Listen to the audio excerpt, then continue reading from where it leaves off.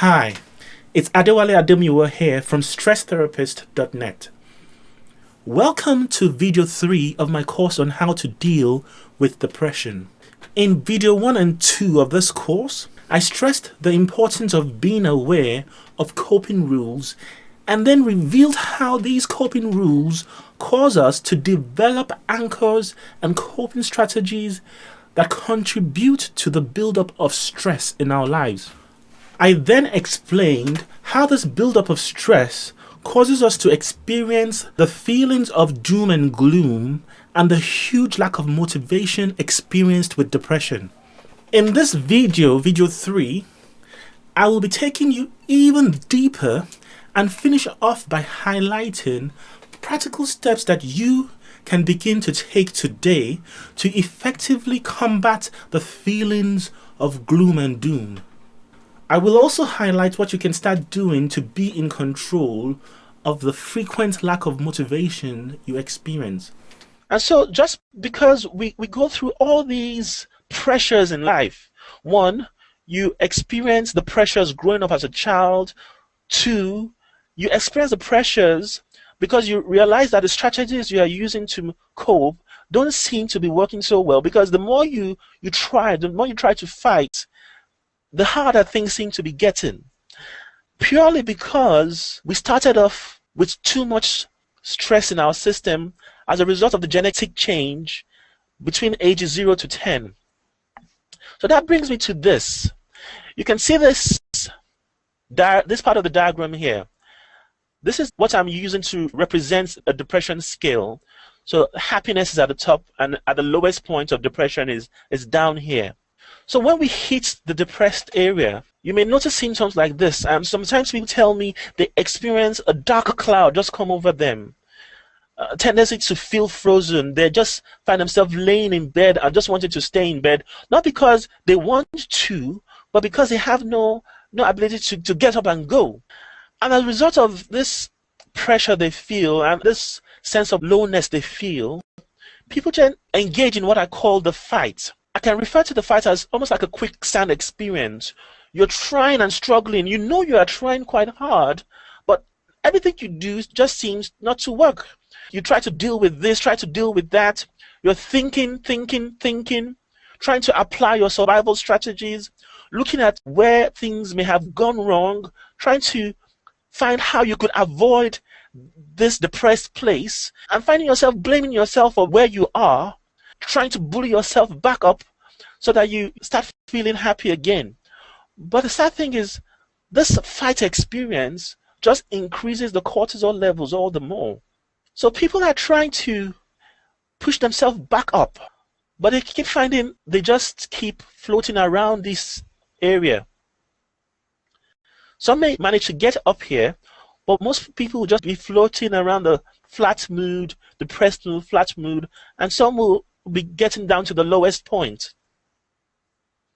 Now, what is important to note here is that trying to deal with depression by struggling, by doing this fight, only increases your cortisol level. And what have I said before about cortisol levels? Once your cortisol levels reaches a certain high, after a long period of time, your depression hormones start to reduce. So you're doing something which you think would help you get out of depression, whereas it's actually working against your efforts. That fight process causes you to feel more stress and just keeps lowering your antidepressant hormones. And once we reach that stage, it causes us to develop a sense of hopelessness. People start saying things like, I realize I can't cope. I hate myself because I just don't like the fact that I can't deal with issues. I feel so weak. How will I survive?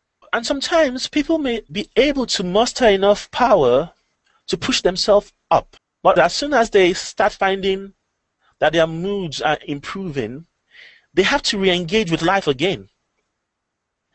And there comes things like keeping up with your bills, things like dealing with your exams, things like dealing with relationships, friends who want to keep in touch with you, who you feel bashful to keep in touch with because you can't tell them where you've been and that you've not been coping like they have been coping. Work starts to pressurize you if you are at work to come back to work to try and take on the full load of work again. And you have all this life's pressure hitting you at the point of recovery.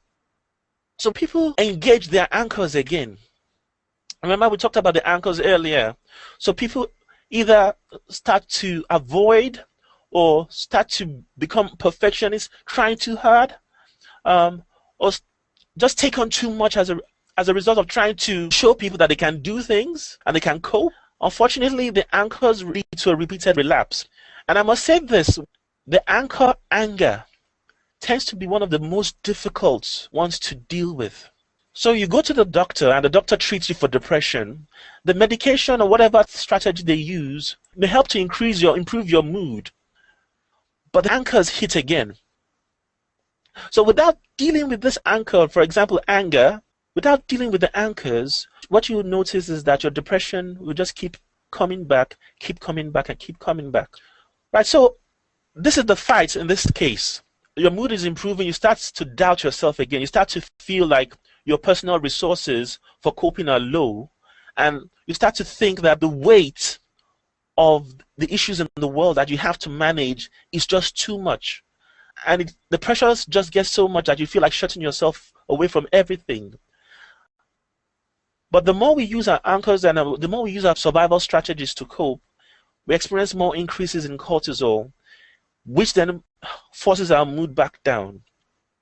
Right. So what I've tried to do first here is to show you why it often seems so difficult to break free from depression.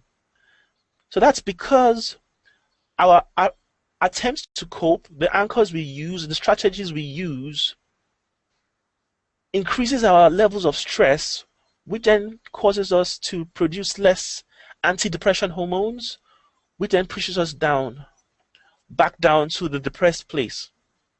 So what can we do about this? The solution to stop and start working with our biology and psychology. What does that really mean? If you combine the knowledge from biology and the knowledge from psychology, you start to realize that the stress causing your antidepressant hormones to drop needs you to do certain things in order to fortify your body.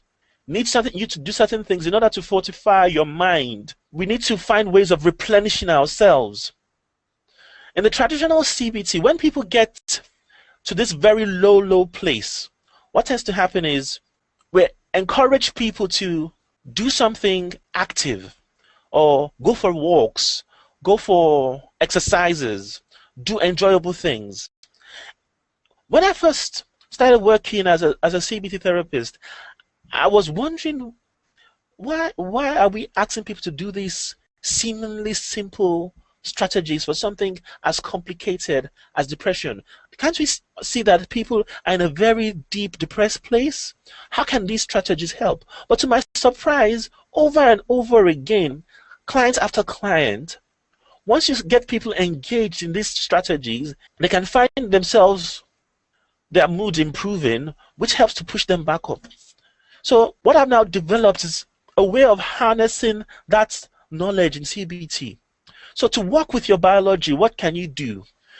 Doing soothing activities, doing calming activities that calm the brain, using replenishing strategies, finding food supplements that would help to work with your depression hormones so that you have more happy chemicals in your system. Engaging in fast activities. The last one I have here, one of the ladies on my Facebook page, I think her name is Dee, she says, I recommend a tanning bed. I laughed at this and she felt I was not taking her seriously. To be honest, anything we can do to give our brain a break helps to calm us down, helps to reduce the stress levels, will bring us back up. It's like trying to cool down a red hot iron with cold water. And you will notice that if you do these activities for about a period of 2 weeks, You start experiencing your sense of pleasure again. You start experiencing the ability to use your cognition as usual. Your memory starts to improve. So these strategies bring back pleasure and motivation.